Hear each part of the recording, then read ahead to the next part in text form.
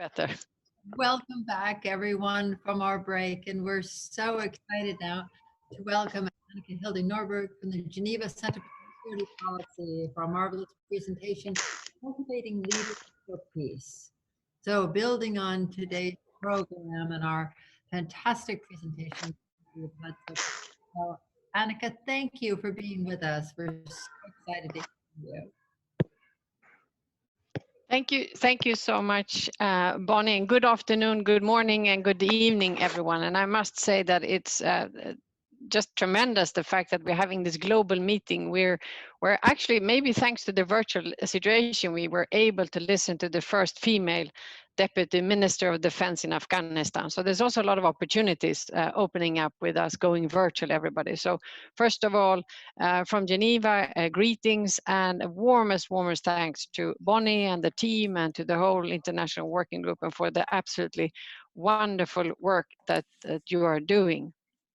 It's wonderful also, as I mentioned, to see everyone here, or many of you we had the pleasure and privilege to see here in Geneva last year. We would, of course, very much like to have seen you in person, but this is also a good way to continue. And also we very much appreciate, as I mentioned, to be a tiny part of this much greater and really worthwhile effort that you are all undertaking. So I would like to thank TAPS for organizing the work and also organizing this meeting, and also, of course, extend our appreciation to Qatar, who is also supporting this meeting, I understand. Of course, this opportunity now, very much thanking Bonnie for the invitation to speak to you about cultivating leaders for peace. And it builds on, as Bonnie was mentioning, recent work that we've been doing, of course, starting already at the Geneva Peace Week last year, as you would be aware, and most of you engaged already then. But then also this year as well, at Geneva Peace Week 2020, which also went virtual.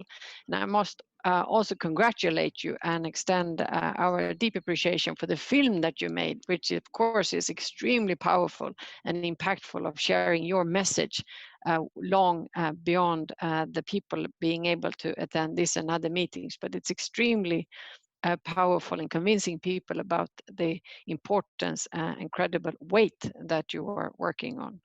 And of course, also we continued then based on the cooperation that we now initiated with, or rather that TAPS has kindly invited us to be a small part of course, to have a conversation at the International Leadership Association, which is, for those of you that are not aware, it's a big global US-based but global organization working across industries on how to strengthen leadership in a number of areas. So peace is just a small part, it's all about leadership, whereas the Geneva Peace Week is of course a lot about peace and a little bit about leadership. So I think that combined effort and the several opportunities for cooperation with TAPS that we've had, we feel is fantastic and very productive, and as I said, immensely worthwhile. So thank you very much for allowing us to continue this cooperation.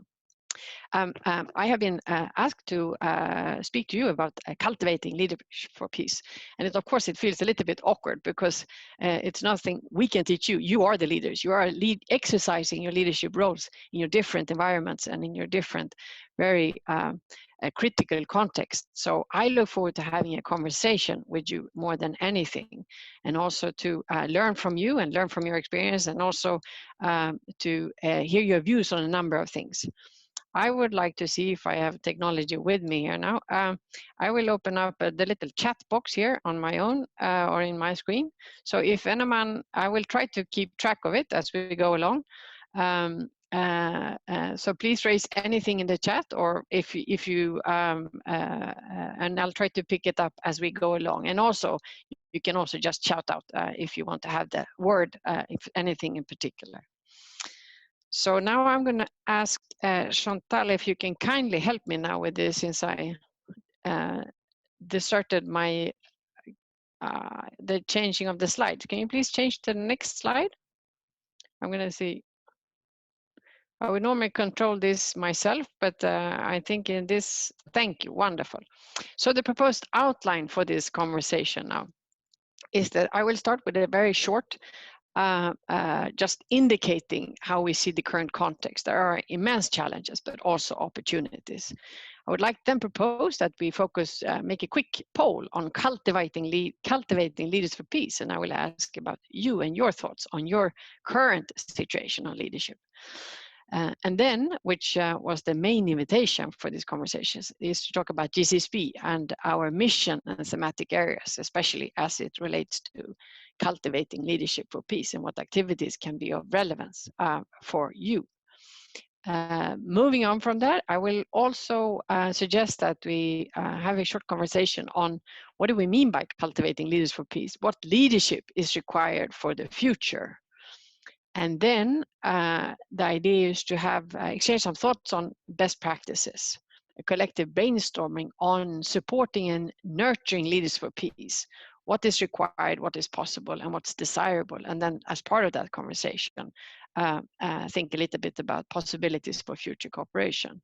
And I just was especially, it's interesting to see that the two of the new members from Ukraine and Georgia in TAPS is actually two countries where we hosted leadership courses with Georgia earlier with the Foundation for European Future and the Minister of Foreign Affairs and cooperation with the Minister of Defense. And then actually starting on Friday, we're doing a course for 50 Ukrainian parliamentarians and their staff on strengthening human security. So I see a lot of commonalities on different ways on this. Any questions on that, or is this a good agenda forward? Any missing items? As I said, number 6 is probably the most important one. If there's anything else you want to discuss, I'm really looking forward to that as well. So, and you can please also respond in the chat if there's something, if you want to add something. Otherwise, I'm just steaming ahead. All right, with that, Shandal, can you please help me to change the slide? Okay, so to set the scene for the conversation, as we're all aware, the world is entering a phase of paradigm shifting transitions. We have identified, and it's widely known, that we're currently going through multiple crises with increased political polarization and divisiveness. We have aggressive nationalism, crisis of multilateralism as a result of it, and of course there's increased poverty and conflict. We see the acceleration of climate change, and all of which is compounded by the impact of the pandemic. So indeed, we are witnessing and living a particularly troubling times. That there's tremendous strains and challenges expected. Recently, the Global Peace Index was launched and again identified a rough road ahead. But there's also, with any type of crisis, with any type of major flux and transformational changes, there are also, of course, opportunities to reassess and rethink perennial and protracted situations and conflicts. Because what this current multiple layered crisis is calling for, but the international, the regional, the national, and local levels, is really, it's a call for forward-looking leadership, open minds, and exploratory approaches. This is what is required to build peace, and this is where you all come in. I cannot think of any better agents for change than the members of the TAPS community. And here, there's of course many other things that there's signs of hopes, but I must say we normally don't comment on national politics, but given that the United States is a global power and the global power, in terms of seeking unity, which the new administration has put forward as a priority, I think there's increasingly possibilities to try to readdress the crisis of multilateralism and some other ways of finding common ways. Also, another really positive development is, even if the women are challenged by the pandemic and conflict-related sexual violence and all that comes with it, there's also over time been an increasingly active women agenda, as well as the rights of the youth. We all will have recognized that there was the milestone Security Council Resolution 2250 back in 2015, which really put the youth, peace and security on the agenda. So the youth, whether it's Greta Thunberg or everybody else, the whole social media, it's really the youth are no longer objects. They are agents for change. So and of course women. And I should also say I was very positive to see that there's so many men in TAPS called for this meeting as well. So of course men are equally important in moving the agenda forward. Any questions so far? Otherwise I will steam ahead. This was just to set the scene. All right, colleagues. So Chantal, can you please? Okay, wonderful. So now Chantal will launch a poll question. And we want to take a little bit of a thinking, where are you in your leadership journey currently? Where do you see yourself? And you have 7 options. You're only allowed to choose one, and it's not the end of the year or end of the world. So just pick one that you feel. I realize we have many options, so we'll take a little bit of time to reading. It's a little bit of a trick question because some of them you would probably relate to several, but pick the one that you feel is closest to where you are at the moment.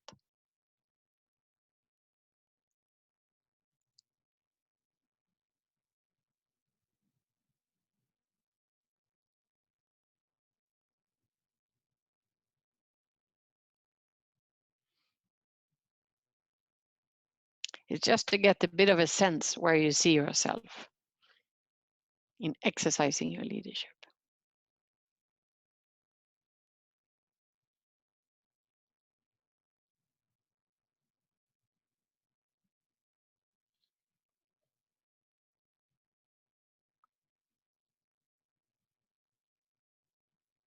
Okay, we have about half of you have responded.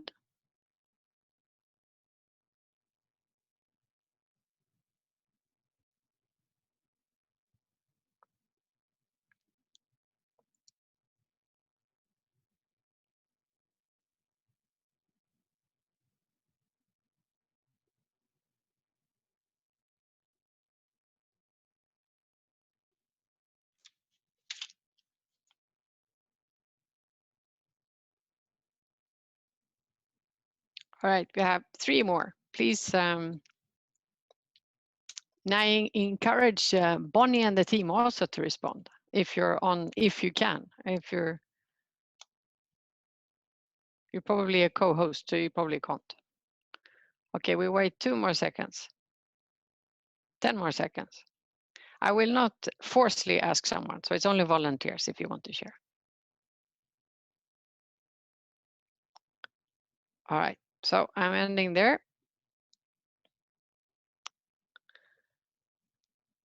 And right, do you see the responses now?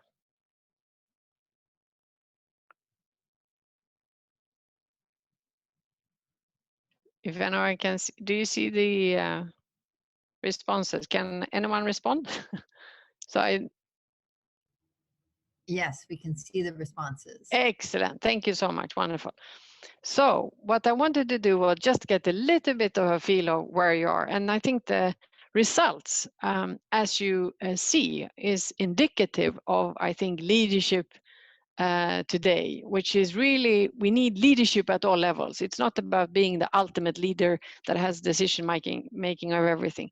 What we see leaders at the GCSP and the way in which we work about it is that we can exercise leadership at every level. It's just different focus, different experiences that you bring into it, but we actually moved from doing our courses to be only senior leaders to actively welcome participants from different parts in their development, because we believe this is the new leading dimension, the new leading phenomena. And again, I bring back the idea of the Greta Thunbergs and other ways. We have leaders at all levels, and you're an active for change if you choose so. And also there was a little bit of a trick question, because of course we had the one that 3 of you responded to, flourishing in my context, happy to share experiences and lessons learned with ideas. Because of course, happy to share experiences and lessons learned, this is relevant for all levels. You share what you learn and you gain from conversations with others. Anyone want to share on their choice or why they chose what they did?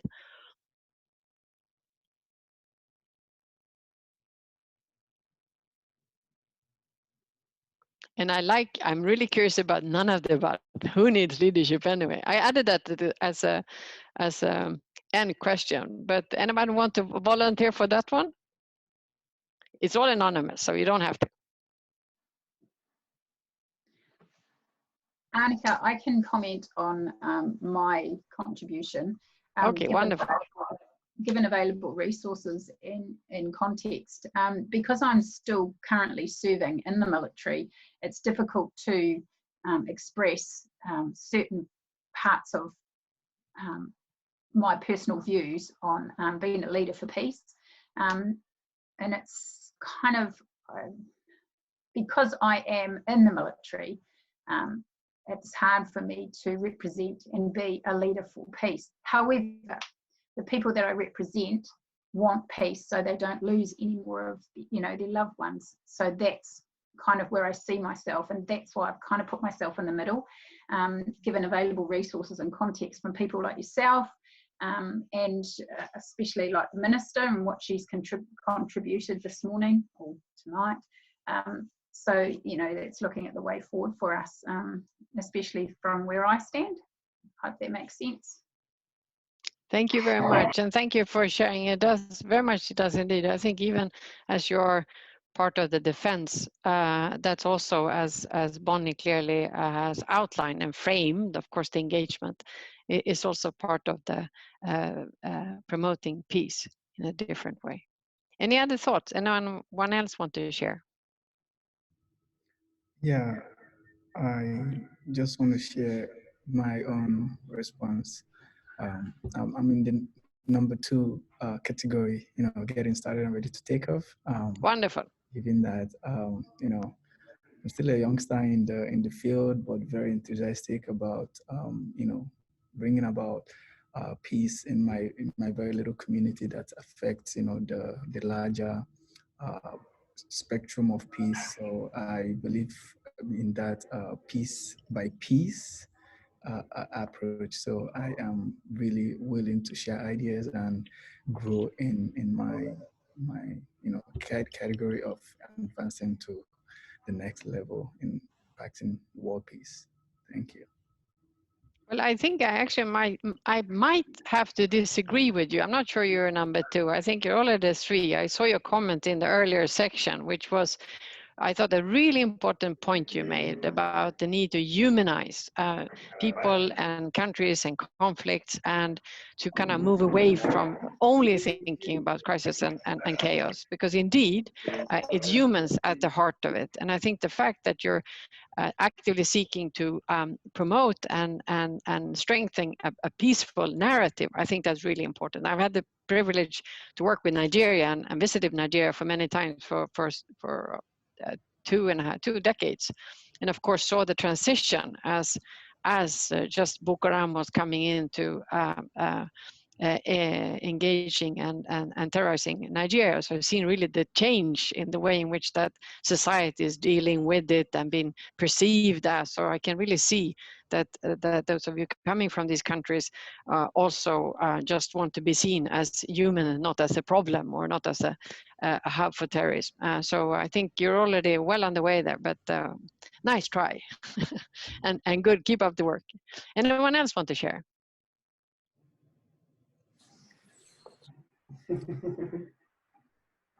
James? Yeah. Excellent. I picked, anyway, I wanted to pick 4, but I landed to number 6.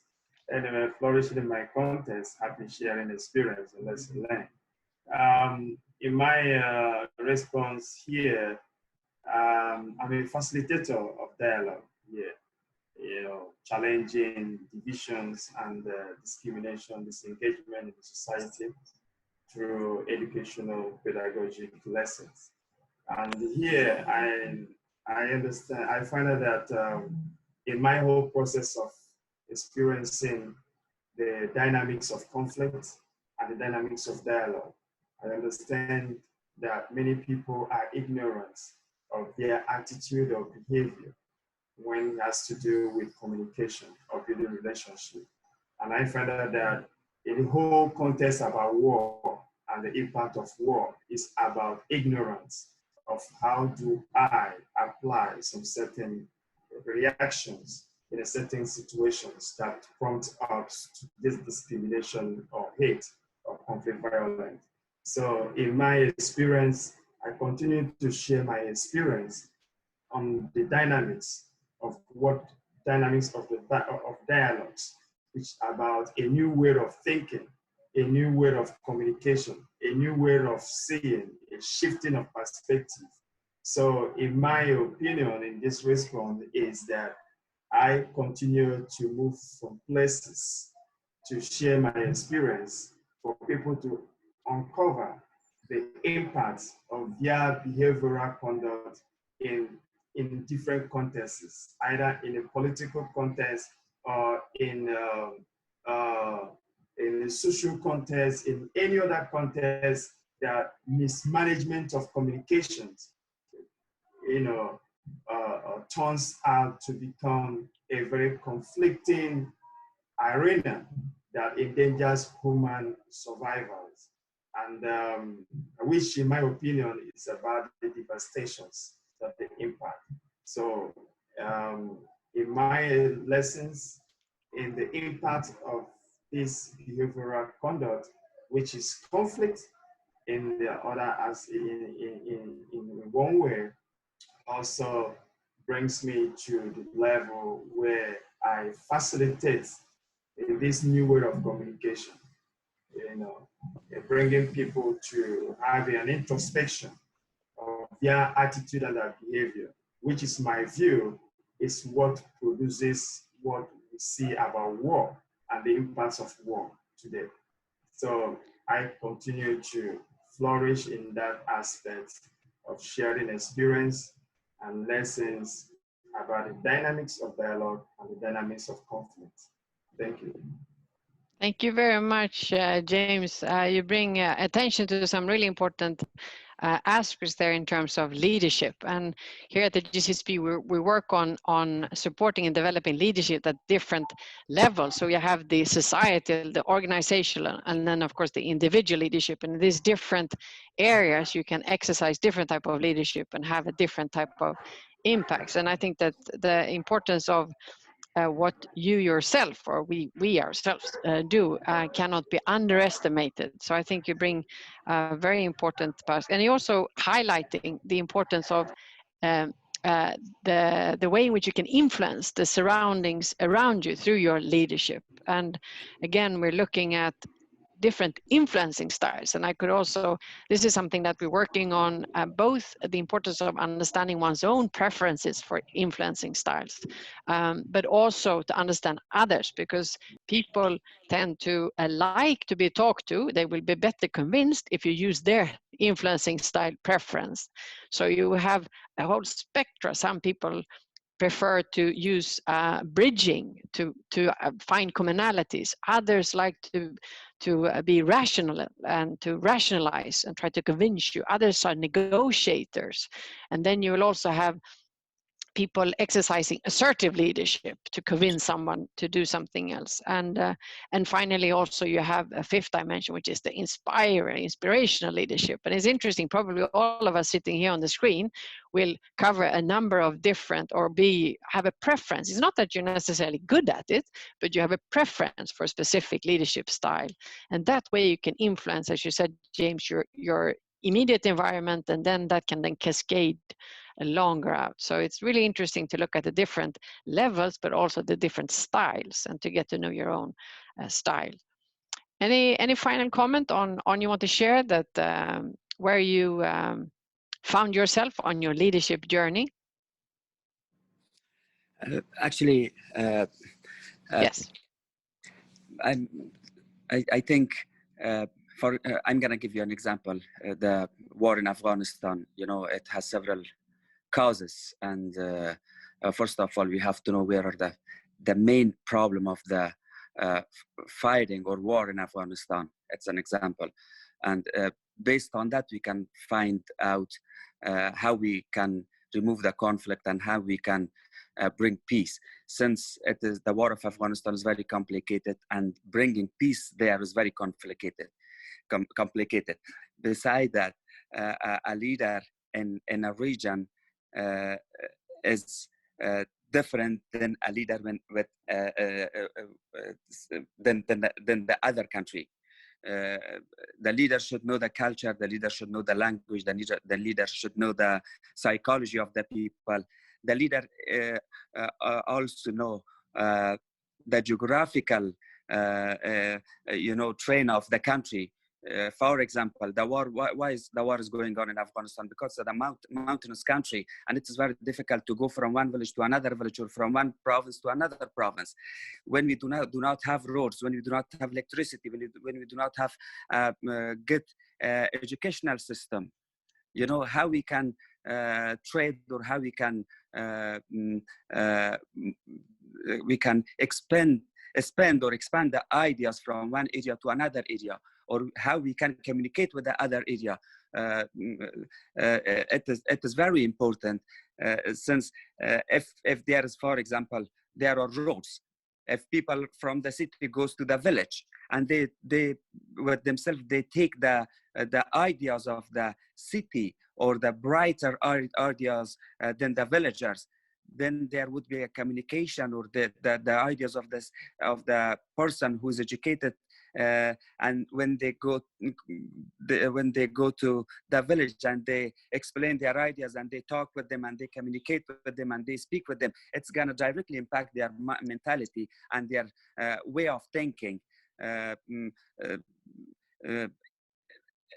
This is why the train, or the geographical status is very important in a country. And beside that, the religion, beside that, the culture, that the psychology, the lifestyle of the people. These are very important things. If a person want to be a good leader, they have to be involved with all of them. They have to know all of them. They have to know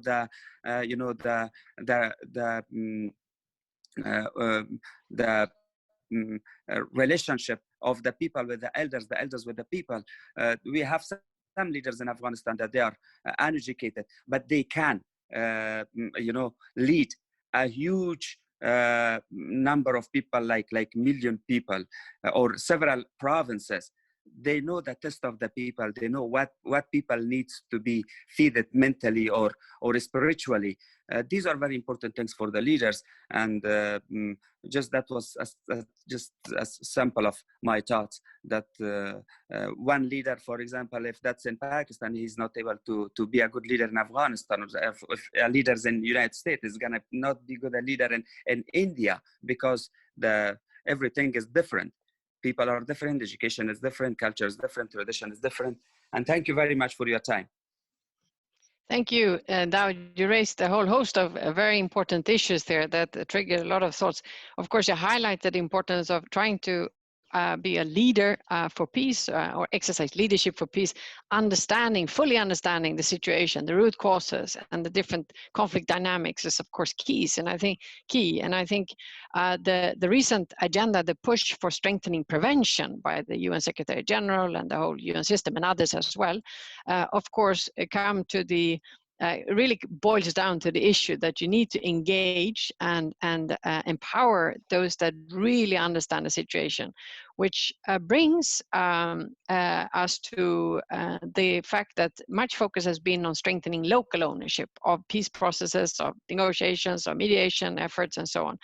Of course, there's a long way to go, but strengthening the local ownership, and not only national ownership, because of course, as you mentioned, there's also different dimensions, different regions, different issues. And to make it really practical, if I can say that, for instance, we run the senior level peace building course here at the GCSP on behalf of the Swiss Foreign Office, and in cooperation with UNITAR and also with Interpeace.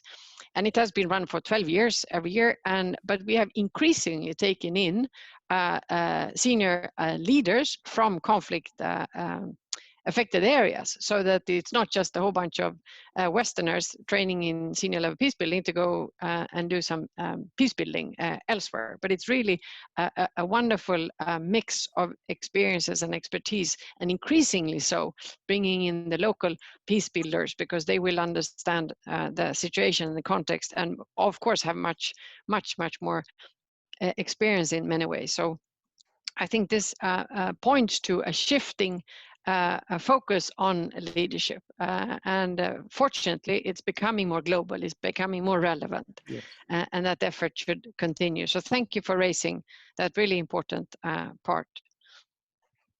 With that, if nobody has, oh right, yes, we have, I still have, sorry, I have iPhone on my screen. I know that your name is not Mr. iPhone, but but I apologize that if you can please remind me of your name again.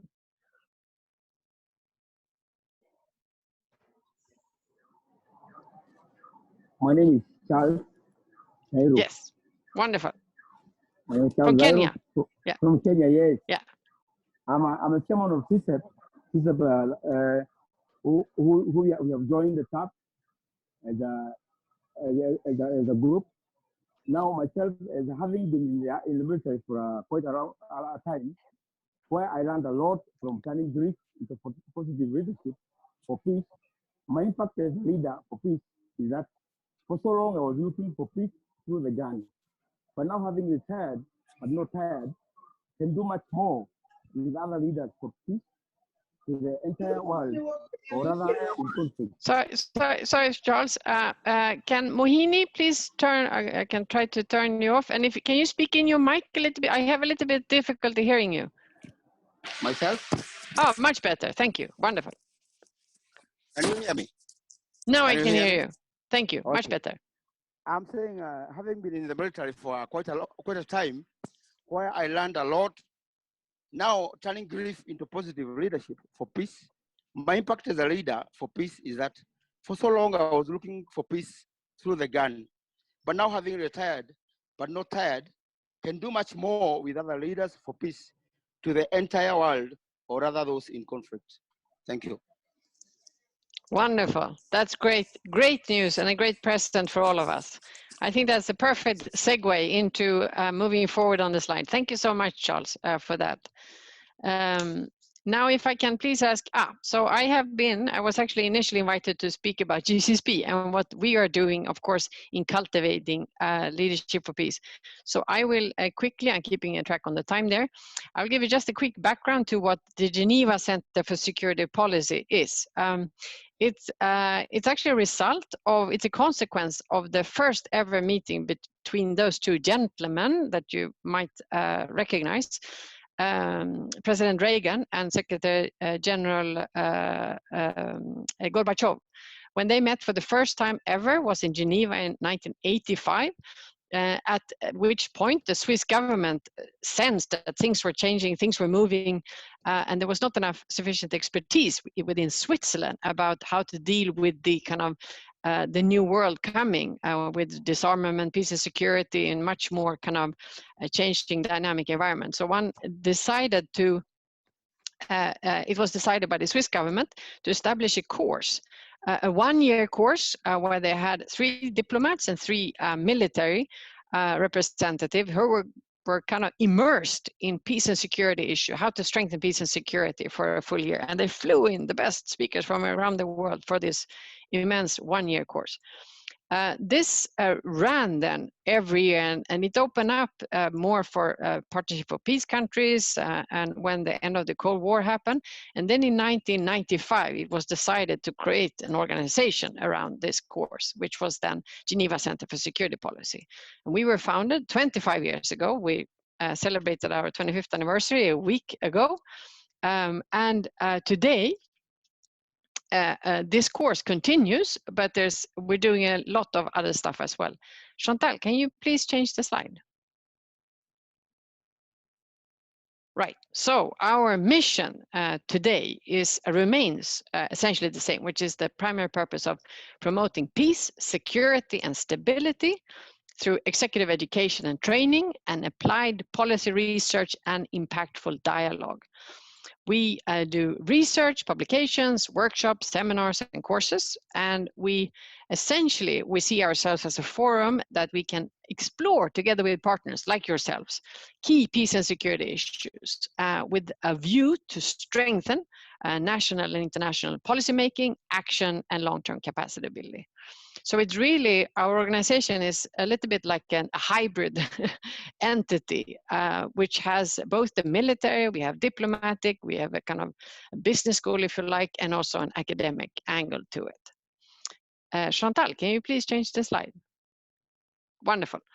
All right, so today, 25 years later, we are an international foundation, which was supported by the Swiss government, and we have a foundation council of 53 countries. And I saw that many of you colleagues, we are delighted to note that you have representative, your countries are on our foundation council. Not everybody yet, so please have a look, as well as the Canton of Geneva.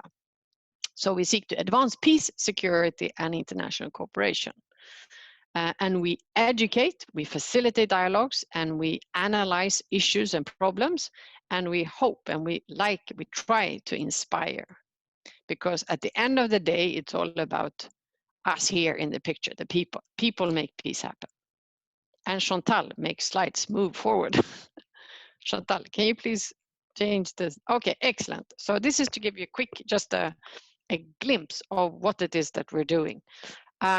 Along 4 overarching areas, preparing leaders to shape a changing world. We do crisis management, defense and diplomacy, diplomatic tradecraft.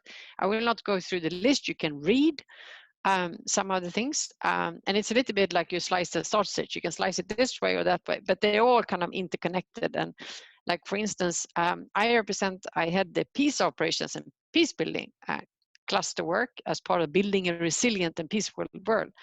But most of what I do is actually related to leadership, whether it's education and training, or if it's policy generation, or if it's the dialogue, it's leadership. So they are kind of intertangled in different ways with a view to creating synergies. Chantal, can you please, and I will be happy to share this PowerPoint if you're interested to have a look later. So what it is, we have about, some 1,300 course participants per year from 167 nationalities, which I think is absolutely, I'm Swedish myself, but I must say Switzerland has the ability actually to invite everyone here, which is really, everyone is welcome to Switzerland, which I think is really a key component in trying to promote international peace and security. So our main interlocutors are governments, but also international organizations, NGOs, media, and private sector. And of course, a keen partner that we have, or that we are keen about at least, is TAPS International. Chantal, can you please change the slide? And how do we create this impact, or how do we try to create impact? Well, we have about 80 courses per year, and we facilitate about 120 events. And a core component is our alumni work. We have a very active, I think there are 9,000 now. There lots of ongoing work and exchanges and networks and events with the alumni. I will come back to that, I think, in the next slide.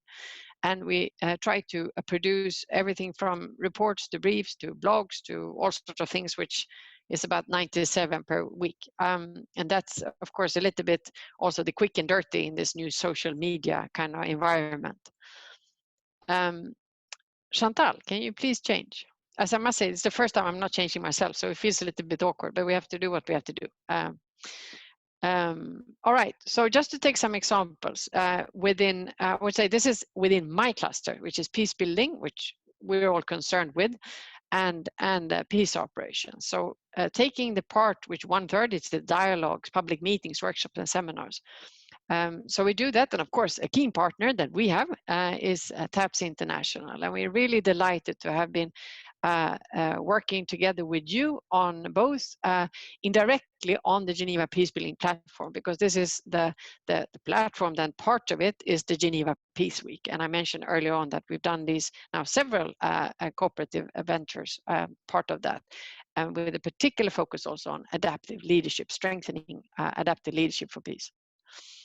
International Leadership Association. We were immensely delighted that Bonnie and Lili Tappa joined us for that, which is an effort by 2000, about 2000, I think this year was 1700, essentially academics looking at strengthening leadership, and we had a session there. We are also hosting the International Gender Champion Secretariat, which is a global effort to strengthen women in peace and security. Global Peace Index is another one, which is really trying to statistically identify in which direction peace is evolving in specific countries, in specific regions, and see what are the trends, what are the differences. We just also ecological threat registry, so it's a big, I'm not going to go through everything, but so there's different things and different groupings. Chantal? Can you, wonderful, you're quicker than me. And then also just an example, education and training for leading peace building. And anything that I say, please, if you find it of interest, please contact me, Bonnie and or Chantal. If you can, please don't hesitate to share my contact. But just to take some examples of those issues related to building peace. So we do the Swiss Peace Building Training course on FDFA, it's the Swiss government, and in cooperation with the Swiss Armed Forces and Swiss Peace. And then we have the Senior Peace Building course, which I mentioned. We do results-based management, also a leadership strengthening event or effort with DCAF and Small Arms Survey of the Graduate Institute. We do customized courses co-created with and for different countries. And here I wanted to mention, because I saw, of course, your new TAPS members, is the courses that we've done with Georgia just a couple of months ago and on leadership. It was strengthening leadership for peace through conflict analysis, conflict management, and conflict resolution.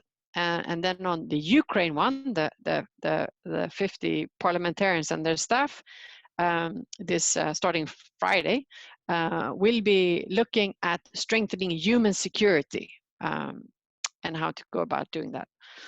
We also do pre-deployment courses and leadership in international security. So lots of training on issues related to strengthening leadership for peace. Chantal, can you please change the slide? Here, again, I'm coming back to the human factor, which is at the core of any peace effort. And as I mentioned, we have some 167 nationalities as part of our kind of around that time every year participating in a course. This is just one example. This is from the 2 years ago or 1 year ago, 2 years ago, from the Leadership in International Security course, where you have on this picture, there's this one day, team building exercise orienteering after chart. And here you have a US American bomber pilot getting lost together with a North Korean captain. and wonderfully enough, they were saved by the North Korean captain, who managed to find his iPhone, whatever. But it's really interesting. At the end of this 8-month course, they were the best of friends. And this is the point, that people in our courses, they come from any country, any experience, and really the point is to find commonalities and to better understand the other. It's really wonderful.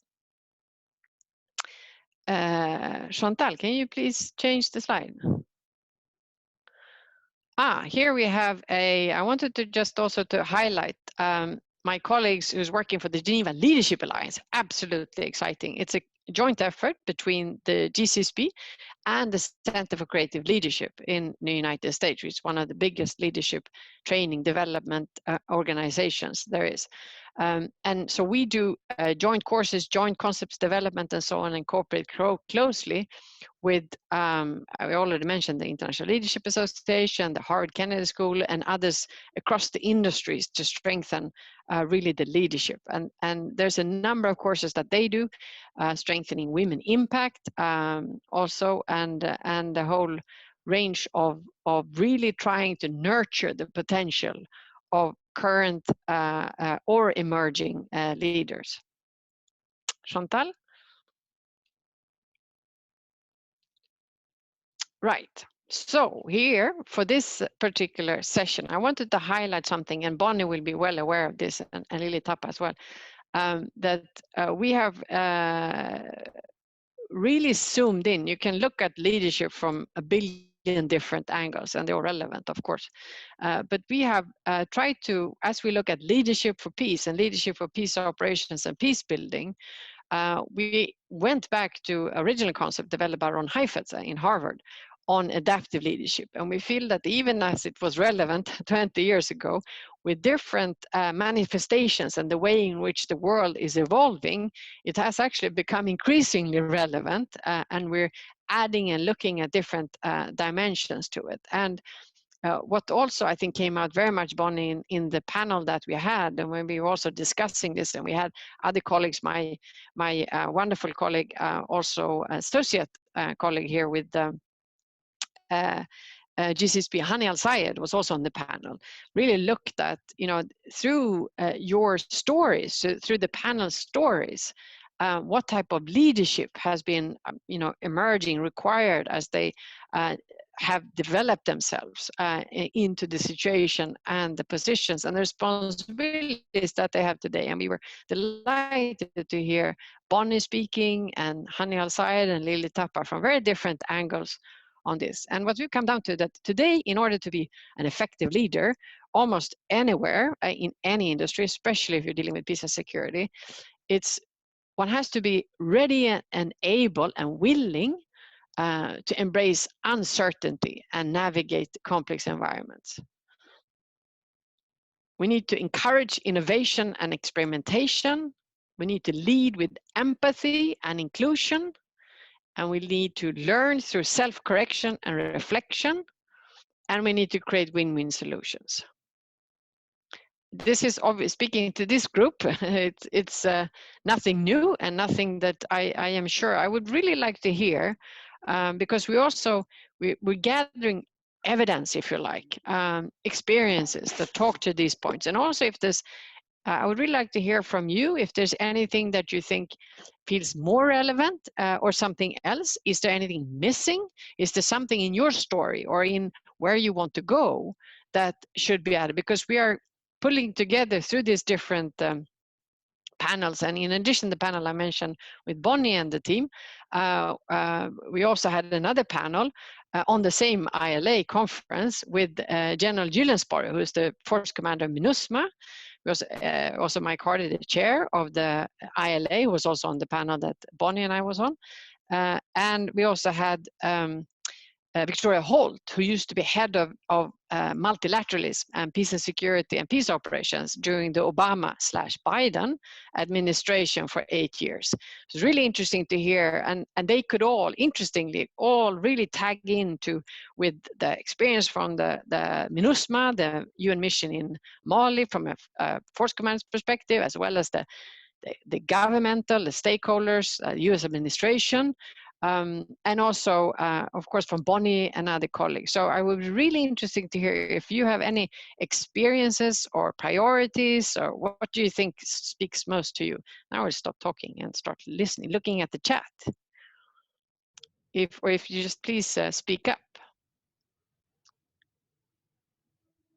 Annika, this is so wonderful. Thank you so much. And one of the challenges we face with working with those affected by conflict is, before they can even become leaders, they have to solve that immediate need of just food and shelter and basic necessities just to survive. So in some countries, our focus on our partners is really helping them attain the very basics. And I think it's incumbent upon all of us then to be those role models and provide that leadership in the interim, and to give the stability for them to build upon, and help establish just the basic security. So that's just one of the challenges that we see.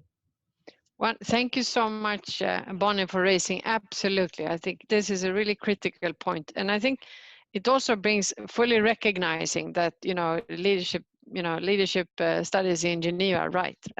You really have to get food on the table. You have to have these other things first. So absolutely recognizing that. I also so I completely with you. I would like to also add that the wonderful thing I think now is that even we have this we have a colleague here who's one of the fellow. I'm going to come to that. We have a fellowship program also with where we had a young refugee from Iraq who is now she's a now she's a really global advocate, but she found herself, her parents didn't speak couldn't read or write. She had many siblings. She had absolutely nothing, but she managed to teach herself how to read and write, and now she's just a global force, almost like Greta Thunberg. But it's just extraordinary how you have these really young people who are just moving ahead and able to be role models not only for their own environment, but I think it's even better that they come to countries like Switzerland being role models for us, how we should have done things. So the wonderful thing I think now is that leadership is 360. We are learning, especially this new digital age. I have to learn. I feel like I need mentors who are 20 years younger than me. So it's just wonderful. It's a kind of a circular leadership. And if I can then connect that, the thing that you said, Bonnie, also with Augustine's point here about the online program, absolutely. That this is another thing, which is actually a good thing with, or if you can say so, with this pandemic, or a consequence, the fact that we've turned everything virtual. We do everything virtual, and the funny thing is actually we have higher feedback, higher satisfaction on our courses now that we are virtual, like we're sitting like this. So because we're trying to and the good news is, so therefore we can have many more people coming from countries where they wouldn't be able to travel to Geneva. They can't pay for the hotel, but they can log on to the internet. Of course, also realizing you still have to come to a fairly a level that you can have good access to internet and so on. But the good news is that things are changing. And therefore, hopefully, the training, whether it's junior leadership training or senior leadership training, that it can be more inclusive in the future, or already actually. I'm not sure that responded to your question, but right. Any other thoughts on this one? And sorry, if I can just on that role model, because this is the thing, like Bonnie, you're the role model everywhere you go. People, they can see what, rather than staying a victim, rather than staying kind of apathetic, you've just changed the world. You changed the lives of all these people on the screen, and mine included. The thing is, I feel a little bit, I don't have Sweden. We, for all sorts of reasons, also because we didn't join to fight the Nazis, and we did, so it's not like we're so wonderful and peaceful. We actually sell more weapons than many other countries, so we all have our dark history and dark situations, but we don't have that many that have been killed in war. So I don't personally have any. I have colleagues and friends a little bit more distance, but I don't have any close family members who have killed in war. But I feel even more humbled and moved by your important mission. And I think it's just so wonderful with these dedicated, you're just doing the most important work. I've been focusing, I mentioned to Bonnie before, and I think those of you that participated last year, that we're focusing on strengthening peacekeeping, including safety and security of peacekeepers for 25 years, a quarter of a century. But it's only when I met Bonnie and your group that really looking to, okay, so what about the family of peacekeepers, or even if it's not peacekeepers, the nation's armies, what happens to them? So it's really moved, and I think that you're doing an absolutely wonderful job, and it's a huge with great gratitude that I really appreciate playing a very, very small part in this. I wanted to say something. Annika, thank you very, very much for everything you said. And actually, you just read my mind, and this is what's all about, because we always feel each other and read each other's mind, because the purpose is one. Speaking of the leadership and peace building, I think that's the most important thing. I want to speak for myself as a person who lost more than 100 of my family members during the war, and still what we experienced, the impact of having the right people to lead us, to show us how to approach to the people who are in need, how to approach to ourselves when we were suffering. So that's something that made a lot of change in my life, in my family, in my country, and that's what taught me how to bring more good things to help the people who are in need. So I really think this is the most important thing what we're speaking about. And thank you, Bonnie. Thank you for everyone is here for being a part of this, for being a family member, even we're from. Thank you so much. Thank you, Fatma. I really appreciate that. Wonderful. I have a few more slides, so please think about this one and forward any thoughts you have that you might want to add. So thoughts on best practices and supporting and nurturing leaders for peace and possibilities for cooperation. And here I just wanted to highlight what we have been focusing on for our 25th anniversary is the new normal is anything but. Because of the various crises I outlined in the beginning, there's this big transformational changes and challenges facing us. Things are obviously turning out differently. And actually this picture that is more anonymous than I intended is really showing the LISC graduates from a year ago. So we do, in terms of what best practice supporting and nurturing leaders for peace, that we do, as I mentioned, a lot of courses, and you're warmly welcome to look at them. Some of them are for free, and some of them are not. But it's also that we do as together with countries and different ways. And of course, now in the virtual environment, we also have online courses. I mentioned Hani Al-Sayed that Bonnie knows. Of course, she is a wonderful, she used to be the Oprah Winfrey of Syria for 6 years. And she's now a wonderful leading lady. She has designed an online course on media and arts for peace, which is also available for free at the USIP website. And we also have the results-based management course I mentioned, if you want to be stronger in your management of projects and so on peace and security and development. So there's online things, and then you can apply for things. So these are just some example in terms of training. But I also wanted to show, if Chantal, if you can please change the slide. This is the first and last time I'll end up asking someone else to change my slide. You're doing a great job, by the way. Sorry, that's not the point. I just feel very strange. We have the Global Fellowship Initiative. I mentioned we have several colleagues who is coming through there. It's a multidisciplinary, it's multicultural and multi-generational network of experts and practitioners sharing a desire to improve the world we live in. And it's really a wonderful combination. It's global, it's diverse, and it's influential. And we have 5 different types of fellowships. You have associate fellows, which are normally connected to something else, but they also work with us to do things. We have government fellows. That's where a government is sponsoring a colleague to join. So, for instance, I recently ran a course where we have a U.S. Embassy sponsored Women, Peace and Security, a leadership coach actually. She is with us now. And we have executive in residence, and we have doctoral fellows and young leaders in foreign and security policy. So very different dimensions with different, everything from young refugees to, if Chantal can please change the slide. And then, of course, we have some senior fellows. We have the former vice president of Burundi, who's whom I'm delivering some courses with, which is great, Gervais. We also have an EU Commissioner for International Partnership. She was with us before.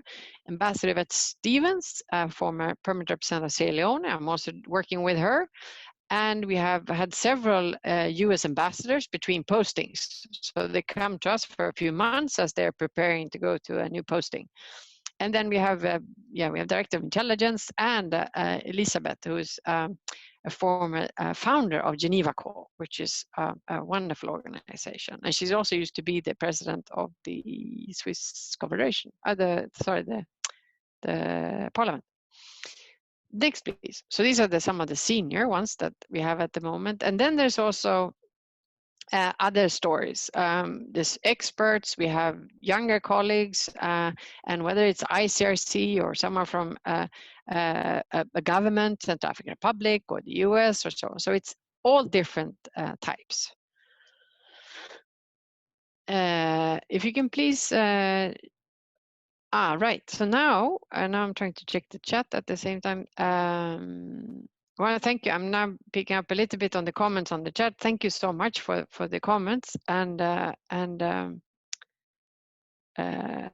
we see an additional to build trust with ties back to my previous on micro and macro work.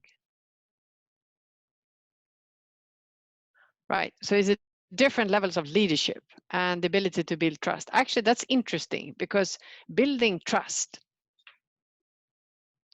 So I think my favorite book, I think, is here somewhere. Sorry,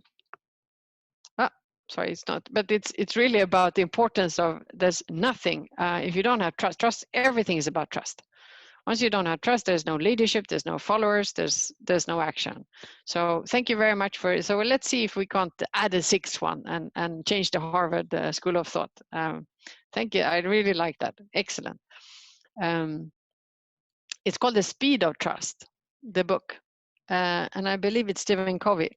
It's really, really good. Here it is. This is I couldn't put it down. I don't know if is it upside down? Yeah. I couldn't put it down when reading it. Trust is all about trust. Thanks for that comment. So then then my colleagues who's responsible for this fellowship program, because of course, now come back to Augustine, your point about the digital dimension of this. Of course, here are some thoughts just on what the fellowship could look like, even in a virtual world when people are not here. As I said, I'm the only one in the building today for technological reasons. But there's lots of ways in this. So we would warmly encourage you to think, thank you very much, excellent. That there's different ways of exploring of how we can pursue cooperation and support leadership development as and when possible and appropriate.